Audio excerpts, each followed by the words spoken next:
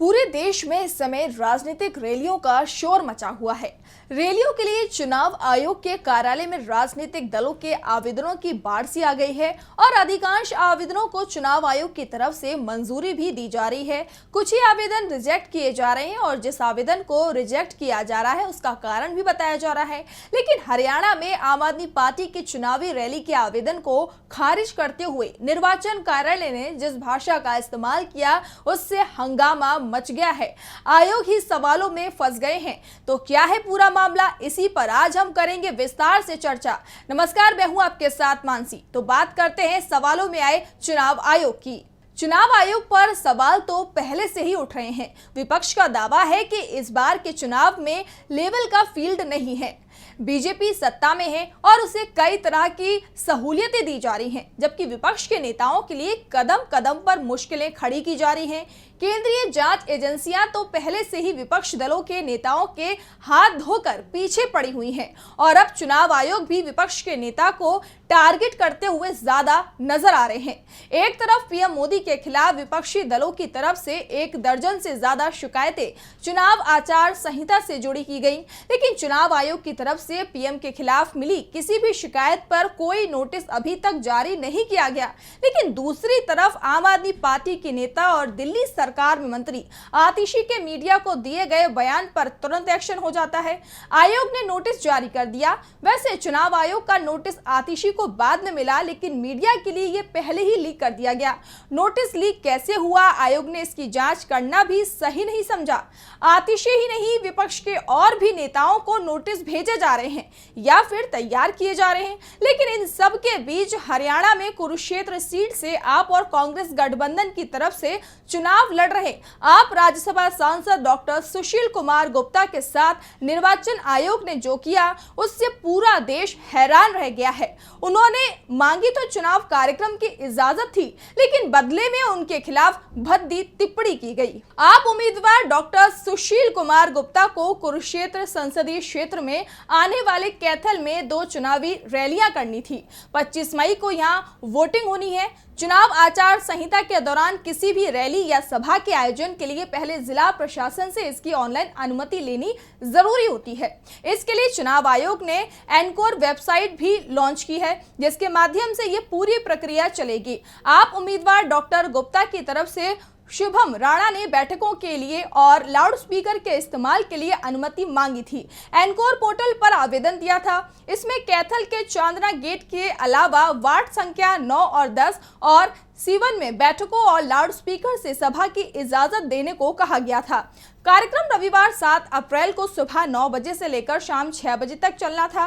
इस कार्यक्रम में हरियाणा में आपके प्रदेश अध्यक्ष एवं पूर्व राज्यसभा सांसद व कुरुक्षेत्र से कांग्रेस आप गठबंधन के उम्मीदवार डॉक्टर सुशील कुमार गुप्ता भी शिरकत करने वाले थे, लेकिन उन्हें रैलियों की अनुमति नहीं दी गई। दावा किया जा रहा है कि असिस्टेंट रिटर्निंग ऑफिसर के आईडी पासवर्ड का गलत इस्तेमाल करके उनके आवेदन को रिजेक्ट किया गया।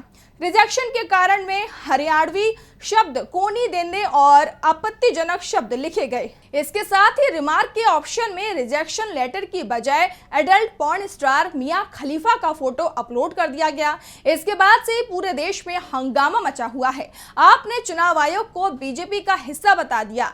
इसका सबूत दिखाते हुए 2 स्क्रीनशॉट भी शेयर किए गए। इसके साथ ही आप हरियाणा इकाई ने सोशल मीडिया अकाउंट एक्स पर पोस्ट कर लिखा है कि आम आदमी पार्टी निष्पक्ष चुनाव के लिए भारत चुनाव आयोग का निष्पक्ष होना बहुत जरूरी है। हमारे कार्यक्रम की परमिशन को न केवल चुनाव आयोग ने निरस्त किया, बल्कि भद्दी गालियां उस पर लिखी गई। इस मामले में कार्रवाई सीनियर अधिकारियों पर होनी चाहिए। दिल्ली में आतिशी को चुनाव आयोग का मेल आने से पहले बीजेपी को कैसे पता चल गया था?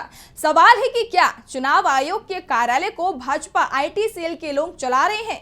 इलेक्शन कमीशन की वेबसाइट अगर इतनी इनसिक्योर है कि वो हैक हो गई है, तो कल चुनाव के रिजल्ट EVM भी हैक हो सकते हैं। अगर यही हाल रहेगा तो इलेक्शन कमीशन का यकीन करना मुश्किल है। तो दूसरी ओर कुरुक्षेत्र से आप उम्मीदवार डॉक्टर गुप्ता ने भी राज्य निर्वाचन आयोग पर सवाल उठाए हैं।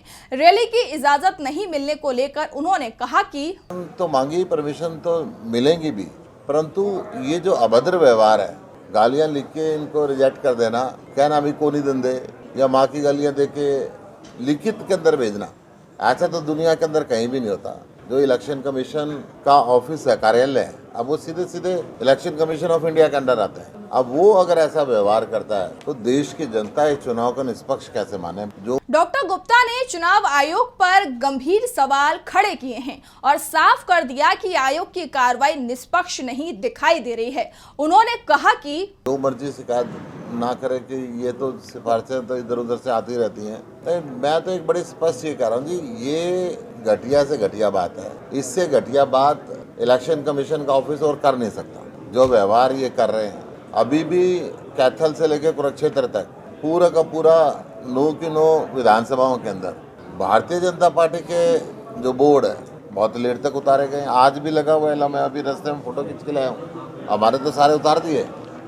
आम आदमी पार्टी ने इस मामले में चुनाव आयोग के साथ ही बीजेपी को भी घेर लिया है।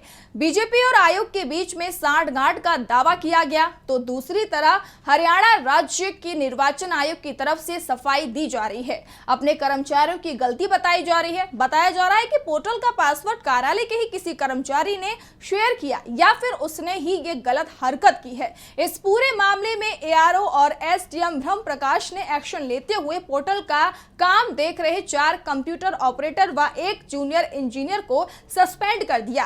एआरओ ने सफाई देते हुए कहा कि जब दिन का काम पोर्टल पर चेक किया गया तो ये सब सामने आया। इसके बाद तुरंत प्रभाव से सभी ऑपरेटरों को पूछा गया और कार्रवाई करते हुए उन्हें सस्पेंड किया गया है। मामले की जांच के लिए एसपी को पत्र लिखा गया है। पासवर्ड लीक हुआ या फिर हैक हुआ, किसने ऐसा किया और क्यों किया, ये सब जांच के बाद ही पता चलेगा। कैथल के साइबर क्राइम पुलिस स्टेशन में अज्ञात आरोपियों पर एफआईआर भी दर्ज कर ली गई है। निर्वाचन आयोग की तरफ से इसे चूक माना जा रहा है, लेकिन विपक्ष सवाल कर रहा है कि चुनाव आयोग हो या फिर केंद्र की जांच एजेंसियां, अगर उनसे कोई चूक हो भी जाती है तो इसका नुकसान हमेशा विपक्ष के नेताओं को ही क्यों होता है। कई बार विपक्ष के नेताओं को समन भेज दिए जाते हैं और जब कोर्ट में मामला उठता है तो जांच एजेंसियों की तरफ से कहा जाता है कि गलती से भेज दिया गया था, किसी और को भेजना था, किसी और को चला गया। और अब आप उम्मीदवार को लेकर जो कुछ हुआ है उसके बाद से तो चुनाव आयोग सवालों के घेरे में घिर गया है। तो आज की हमारी इस स्पेशल रिपोर्ट में इतना ही। कल फिर मुलाकात होगी एक नई स्पेशल रिपोर्ट के साथ। तब तक के लिए आप देखते रहिए डीबी लाइव। नमस्कार। हमारे चैनल से जुड़े रहने के लिए YouTube पर टाइप करें डीबी लाइव, सब्सक्राइब बटन को क्लिक करें और बेल आइकन को दबाना न भूलें ताकि खबरें आप तक पहुंचती रहें। देखते रहिए डीबी लाइव, क्योंकि यहाँ हैं खबरें लगातार।